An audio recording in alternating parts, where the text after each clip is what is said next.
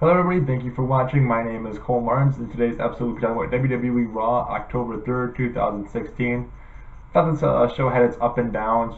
Some moments were pretty good, some moments I wish they didn't really even do. But we'll get to those when we get to them. We'll start off with the first thing that happened on Monday night, and that is Lana asking Roman Reigns for Rusev if he could have a rematch for the United States Championship. Roman Reigns, being the guy he is, made fun of Lana for a little bit, then asked if Rusev was such a man he should come out and do this himself. Lana told him to go to hell, then all of a sudden Rusev comes out. Roman Reigns sees Rusev being Roman Reigns, he goes out. We have a big brawl between the two big guys. Roman Reigns tries going for a Superman punch off the steel stairs, ended up getting kicked in the head by Rusev. Rusev then would kick him over the barricade, thinking he knocked him out. He would grab the United States Championship, walk up the ramp, and hold it up in front of the crowd. Then all of a sudden, Roman Reigns comes out of nowhere, pops Rusev in the face, and then he grabs a mic, grabs his title, and we got our first match for the Hell in a Cell pay-per-view, as we will see Roman Reigns take on Rusev in a Hell in the Cell match, as Roman Reigns put it. If you want me to go to hell so bad, Lana and Rusev, then I'm going to take you two with me, as we will face each other in the Hell in the Cell match. So we get our first match for the Hell in the Cell pay-per-view, even though we pretty much already know we're going to have Seth Rollins versus Kevin Owens, and probably Hell in the Cell as well, since the pay-per-view is named after that. Not that I was going to mention, I hate the pay-per-views that are how they're named like that. Like, don't name a pay-per-view after a match, because it gets rid of the excitement when a match is made up. Like, you know what Hell in the Cell is going to be a Hell in the Cell match. That's just me. Again, you guys want to hear from you guys. I want to hear what you guys have to think about that. Comment below what you think about that too. But let's get on to our next match on the night, which was Brian Kendrick taking on TJ Perkins, the WWE Cruiserweight Champion. And this one, it was a back and forth match for the beginning of it, and then all of a sudden we had Kendrick put his Perkins' fingers in one of the turnbuckle holes, ending up messing up his hand a little bit. Both guys were able to put their signature moves on, as Kendrick was able to put sliced bread number 2 on. TJ Perkins would kick out. Perkins with a knee bar on Kendrick. Kendrick would be able to get to the rope and get out of that one, which Kendrick tapped out in that one at Clash of Champions. And then all of a sudden Kendrick was able to take advantage and get him in a captain's hook, which forced Perkins to tap out after hitting his back hurt pretty good, and giving Kendrick a win over the Cruiserweight Champion. And these two, we already knew pretty much we were about to have a rematch at Hell in the Cell, but now this confirms it. So we'll be seeing another match between these two, and probably another good one between these two as well. Then our next match is Braun Strowman against Chase Silver. Again, if you know who Chase Silver is, it's just one of those guys they brought in that's hometown guy just to come in and get his ass whooped, and that's all that happened. Braun Strowman threw him around, choke slammed him, match. Easy as that. Anyways, let's head to our next match. That was a lot more interesting, as Titus O'Neil took on Sami Zayn. This was Titus O'Neil's Raw debut since he had his little feud with, what's his name again? His partner, Darren Young, before the draft. So we knew that he kind of turned heel before that, so we got to see a little more look at that, as he looked very aggressive at the beginning of the match. But once Sami Zayn got control of the match, there was no turning around, as he would give him the exploder suplex and then hit the hula kick, and in O'Neil's words, he made it a win, and Sami Zayn would pick up the victory. I thought this was a pretty entertaining match, even though it was pretty much one-sided as soon as Titus O'Neil lost it. Sami Zayn, I'd be interested to see what he does in the future here. I don't know who he would have a rival with right now. It's kind of interesting because Kevin Owens being the champion. I thought, well, maybe later down the road we'll see him go for the Universal title, but again, we'll have to see what happens with the Seth Rollins and Kevin Owens rivalry. Next match, we had Luke Gallows and Carl Anderson take on the Golden Truth and Goldust and R-Truth, and Gallows and Anderson pretty much dominated this match too, as they took work of R-Truth and Goldust, as they beat the crap out of both of them. Put R-Trizzle into the the Magic Killer, got the 1-2-3 count on him. Goldust tries to come in, tries to check his partner. Of course, Gallows and Anderson not too happy after losing to the Raw Tag Team Champions, I should say, the New Day.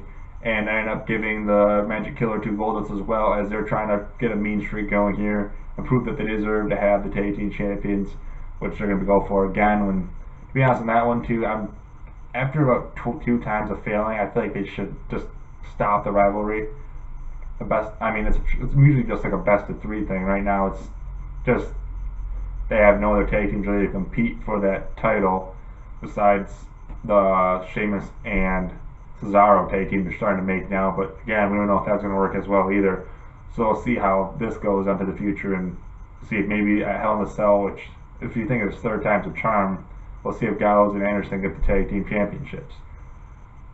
And then the next thing that happened, we had Enzo Amore and Big Cass come out and introduce our breast cancer awareness speakers. Very courageous women who had to go through breast cancer and were able to survive it. They were all handed WWE RAW Women's Championship titles. Very cool thing to see. I'm a huge supporter of breast cancer, so I was happy to see that. And again, you can support, I think, breast cancer on the WWE website. So if you want to donate some money, or the Susan G. Komen Foundation, you can do that right on the WWE website. That'd be a very good thing for you guys to do, and I guarantee you will be helping out with breast cancer around the world. So look into that if you could, please. Then we'll go to our next match as the New Day and Xavier Woods and Big E, as Xavier Woods was filling in for Kofi Kingston, as Kofi had staples in his head from last week after hitting his head against the steel steps and would not be able to compete, as they took on Jeri-KO, which was Kevin Owens, the Universal Champion, and Chris Jericho. And this match, Kevin Owens and Chris Jericho came out early in the night saying that these two are such good friends that they could compete for the tag team championships. New Day called them out, and that's what caused this match at this point. And at first, Jericho and Owens looked very, very good as they were beating up on the New Day. But then all of a sudden, the man himself, Seth Rollins, came out to stand on the ramp and watch the match. I ended up taking Kevin Owens' eyes off the match, giving Xavier Woods to get a kick and get a little bit of an advantage. Chris Jericho then would end up coming in, putting the walls of Jericho on Xavier Woods, but then we seen Seth Rollins running up onto the apron, Jericho trying to hit him, and the distraction worked perfectly as Xavier Woods would get the tag of Big E. Big E would take a big hit on Jericho. Then they would hit the Midnight Hour on Jericho, and that would be it for that, and the New Day would pick up the victory in this one. Then we had Rollins run around the ring, chasing Kevin Owens running away, and then we see Seth Rollins going in the ring, pedigreeing Chris Jericho, and we see how good the friendship is working between those two, as it heats up the rivalry between Kevin Owens and Rollins, and they put on a good match at Clash of Champions, I believe, and I think they'll put on another good one at Hell in a Cell. Overall, this match of New Day and Jeri-KO, very good match. All guys in the ring did a very good job, and probably one of the best matches of the night. Now we go on to our next one, as we have another cruiserweight match as Tony Nese took on the man that can you handle it, Rick Swann. And this one, back and forth match between these two, is until Nese got a couple knees in on to stun Swann. After hurting Swann enough, he was able to put a body lock on him. Then after the body lock, he used his finish, the pump handle Mookie driver, and that was able to pick up the victory for Nese. So Nese is 2-0 on Monday Night Raw. And if you don't know anything about Nese, he is a very, very big guy, very muscular. As he doesn't even look like he's a cruiserweight really, and doesn't look like he would fit weight, but the guy is ripped pretty much. And it should be interesting, because I think, if depending on how the Cruiserweight Championship match goes, I think TJ Perkins will probably hold on to it.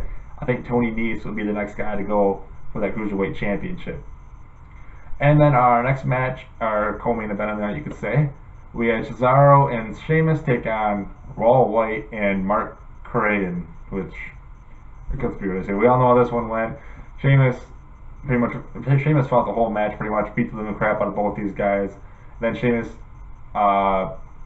pretty much finished him off with White Noise. Then Cesaro knocked the other guy out of the ring to pick up the victory. And that's it for that. Sheamus and Cesaro win and get an easy win, and trying to make this tag team work together and see if they can possibly compete for the tag team championships on Raw.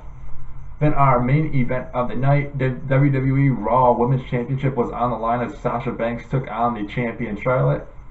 And before the match, Charlotte and Dana Brooks ran into Bayley and started making fun of her, calling her a little child and all this stuff, yada yada, blah blah blah.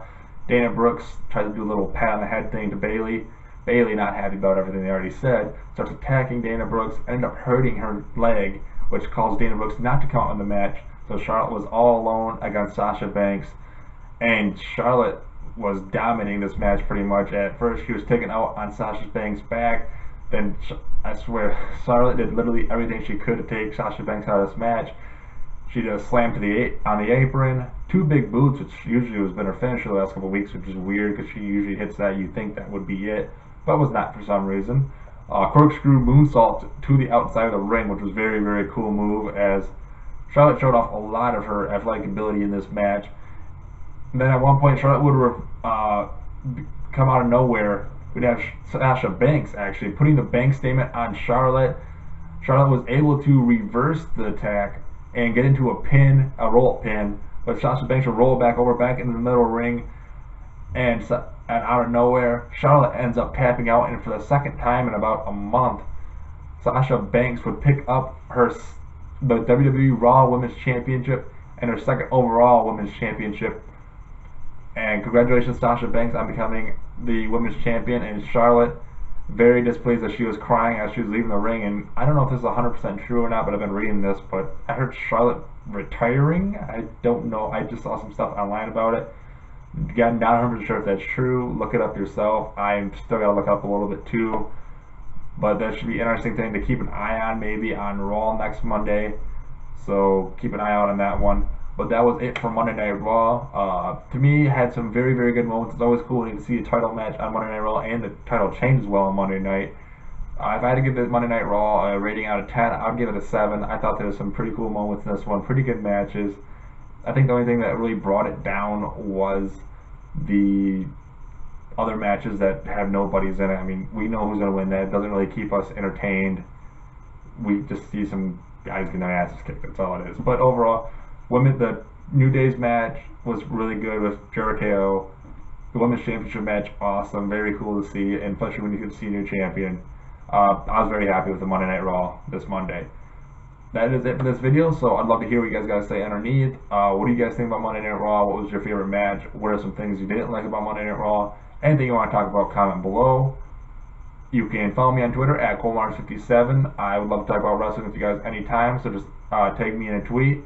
And I'd love to talk to you guys about any of that stuff, or if you see anything I say about wrestling as well, go ahead and try to talk to me about that too. Again, that is at ColeMartins57. If you like this video, please hit the like button, and if you would like to see more of my WWE videos or other videos that I post, hit the subscribe button. I'd really, really appreciate that. And that is it for this video. Thank you guys for watching, and have a great day.